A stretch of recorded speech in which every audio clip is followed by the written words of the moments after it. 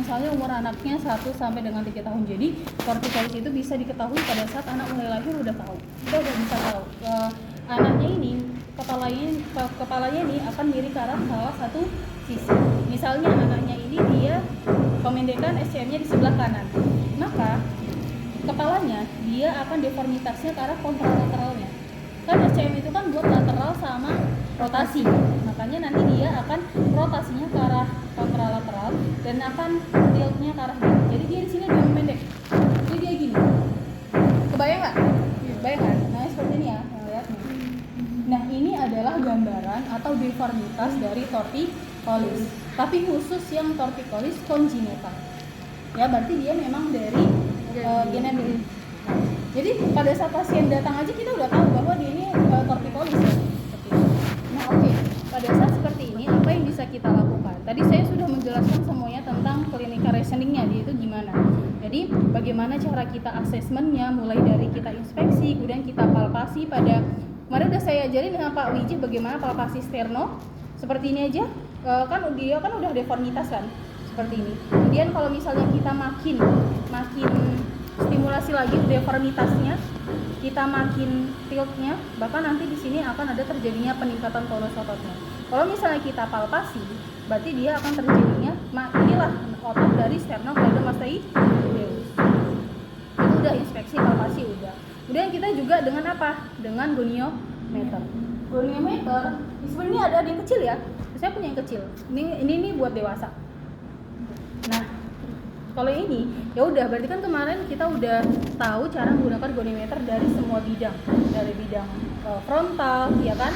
Kalau misalnya kita langsung tembak aja dia langsung ada gangguan rotasi, berarti kita harus ukur dulu sebelum kita lakukan intervensi ya. Jadi untuk mengetahui adanya efektivitas kita harus pre sama post.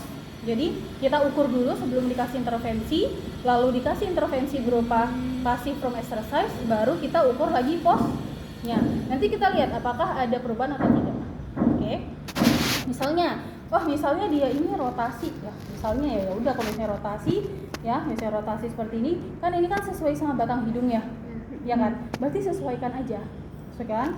Nanti ya, ini pasif. Nanti kita ya udah gerakan rotasi kanan mampunya berapa? Ya, rotasi kiri dia mampunya berapa? Paham?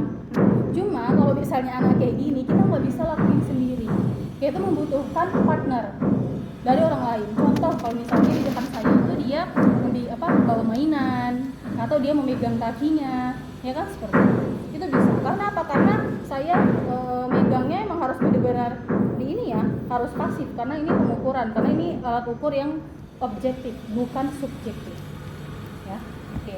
Nah mungkin baru lateral. Kalau lateral kan di C7 ya, ya gampang lah itu. Terus tuh tinggal dicatat. Pengukurannya sudah. Ya. Kalau misalnya ada pemeriksaan penunjang dari dokter misalnya DSA, itu bisa kalian lihat, kalian minta apa interpretasi dari MRI-nya.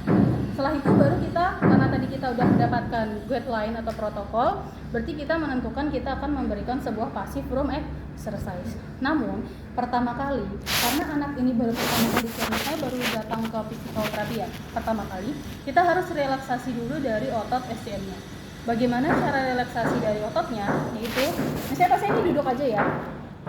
Jadi tangan saya ini stabilisasi biar dia itu tuh enggak. Biasanya anak-anak itu suka berdiri gini loh. Makanya saya stabilisasi seperti ini. Biasanya enggak kayak gini. Saya biasanya itu di bawah.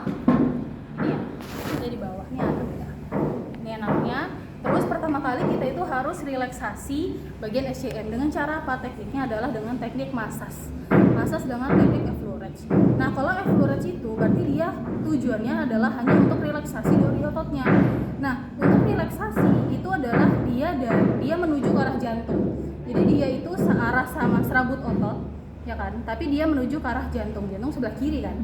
Kita raba dulu, ya. Raba dulu SCM-nya seperti ini, dan kita massage. Biasanya kalau misalnya anak kecil seperti ini, jempol saya itu memang bisa. Cuma nanti memang ada beberapa yang dia tuh harus benar-benar dimassage pakai palmar. Ada. Tapi kalau misalnya yang kecil kayak gini, dia pakai jempol aja udah bisa. Ya, ini karena masih kecil kan, jadi saya nanti untuk teknik effleurage-nya, berarti saya ini dorong, ya, ini dorong ke arah jantung. Dari sini, misalnya, ya. Dan ini kan ortosternal kan di sini ya. Berarti saya nanti masas dari origo ke insersio ke arah jantung, dari lateral, kemudian dari juga anteriornya saya masas ke arah jantung. Nah, itu dilakukan dengan menggunakan baby oil, dilakukan masasnya maksimal 10 menit untuk relaksasinya saja.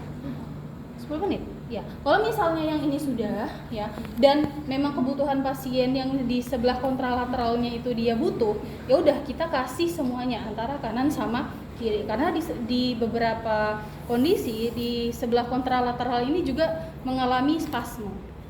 Jadi setelah kita masas effleurage, teknik effleurage pada sisi yang sakit, maka kita juga masas relaksasi pada sisi yang sehat karena berpotensi untuk terjadinya spasme. Gitu.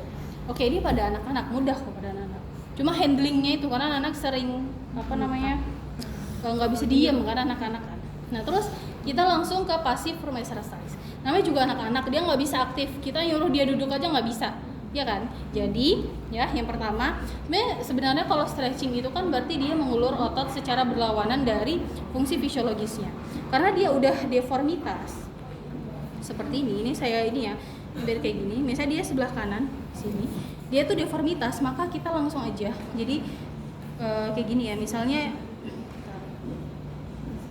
kayak gini ya. Kalau misalnya dia anak itu nggak butuh stabilisasi di depan, ya butuh stabilisasi di depan dan masih kecil badannya, saya bisa megang kepalanya dari sini.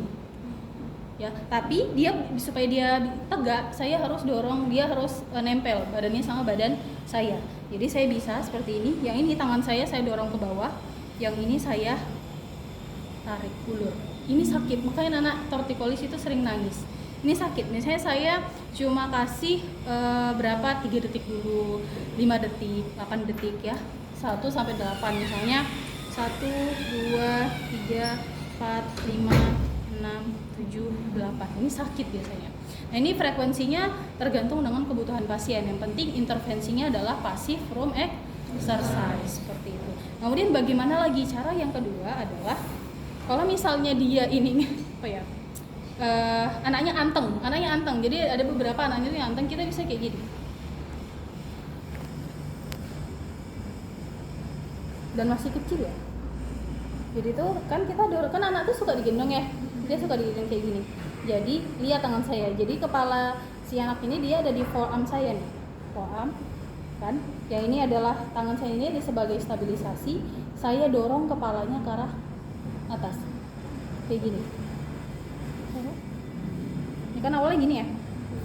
Nah, saya dorong ke arah atas. Tangan saya di sini menarik bahu dan lengannya ke arah bawah. Kayak gitu. Seperti ini bisa dilakukan 8 detik, 10 detik, 12 detik, pokoknya frekuensinya tinggi. Kalau misalnya pada kasus anak-anak ya, seorang ibu itu harus aware pada anaknya. Apa yang terjadi gangguan pada anaknya itu ibunya itu harus tanggap. Ya, jadi seperti itu. Jadi biasanya pada kasus pediatri itu frekuensi dan intensitasnya itu tinggi karena untuk proses remodeling, pemulihan itu semuanya berada di golden age yang pada anak-anak masih bisa berpotensi untuk dilakukan perbaikan, masih bisa. Terus yang ketiga caranya adalah dengan bantal.